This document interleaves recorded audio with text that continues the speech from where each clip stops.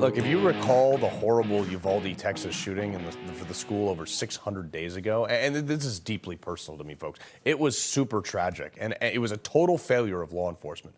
19 children, 2 teachers were killed that day. And a new report released today insinuates that some of those lives may have been saved if officers had done their jobs. 600 pages, calling it a cascading failure of leadership, decision-making, tactics, policy, and training. It was actually federal border agents, if you remember, that entered the school after 77 minutes of other officers standing around arriving on scene. They weren't even tasked to that jurisdiction. They drove 50 miles to get there, and thank God they did. While the 400 officers who didn't go in when they should have, claiming they were sitting around waiting for a key for a door that ended up being unlocked. I mean, this is a disgrace. I would have blown the door off the hinges. And what's worse, they stopped parents and bystanders from going in to save their own children. They even arrested one parent. It was despicable. I mean, unbelievable. When I heard about this, I went berserk. Now, you can imagine a child trapped inside, your child trapped inside a building with someone killing people. They would have had to shoot me to stop me from going in there.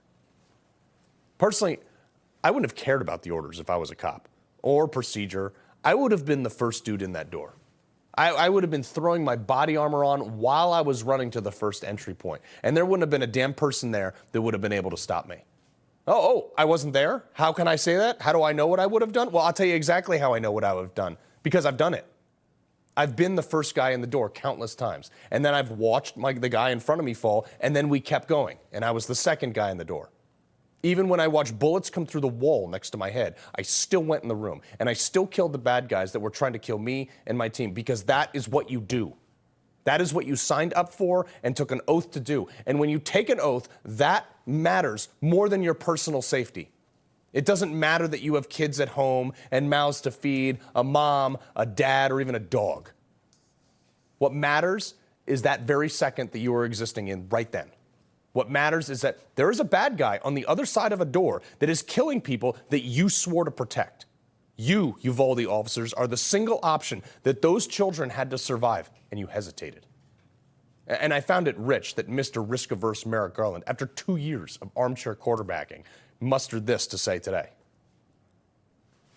Train that the first officers on the scene must focus on eliminating the threat and protecting the victims most in danger. Law enforcement officers responding to an active shooter must be prepared to take charge, to establish a unified command, and to facilitate communications, operational coordination, and allocation and delivery of resources. I mean, that might be the first time I've ever agreed with it. I'm not sure why there was any confusion that day. The report noted, quote, since the tragic shooting at Columbine High School in 1999, that means it's been in place for 24 years, a fundamental precept in active shooter response and the generally accepted practice is that the first priority must be to immediately neutralize the subject. Everything else, including officer safety, is subordinate to that objective.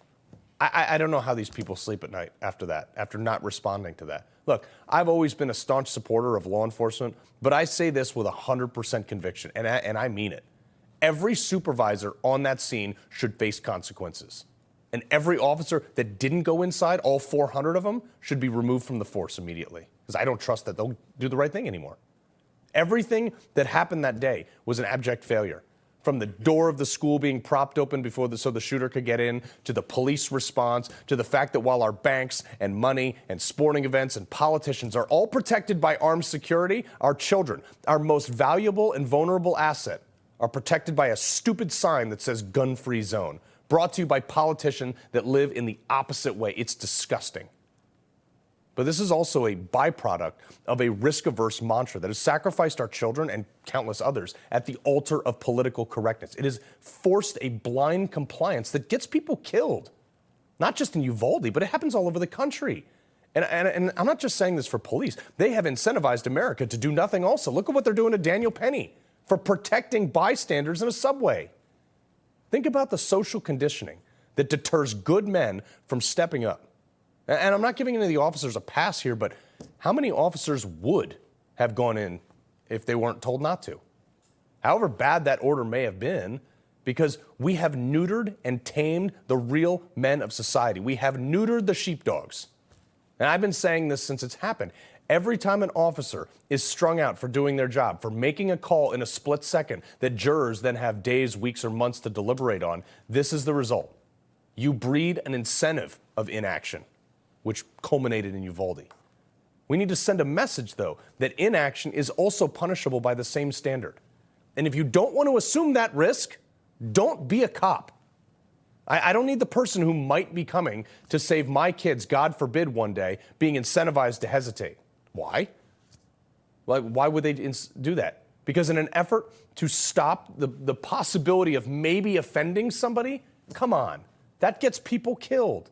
And worse, many jurisdictions have even removed or questioned the legal immunities that allow officers to do their jobs. Some municipalities and states have laws that basically make an officer guilty until proven innocent. Don't even get me started on the social justice mobs. Uvalde, however tragic it was, you have to learn from these. It is a perfect time to point out to the community organizers, to the worthless pundits, to the legislators, to take a look at the stupid policies that they're pushing. The Al Sharptons that they march alongside of, they bear some of this too. Those policies are discouraging the very people that their family may have to call, God forbid one day it's their kids on the other end of one of these shootings. Those people are complicit in this too. They're complicit in the failures and the leadership and the training. Because when you defund police departments and when you mandate them hire social workers and feel-good fairies, you know what the first thing cut is? You know where they take the money away from to fund these stupid social experiments? Training. The one takeaway from this report is that I hope we are as fast to act on police for not doing anything as we are when they do something wrong. Because in this case, same thing.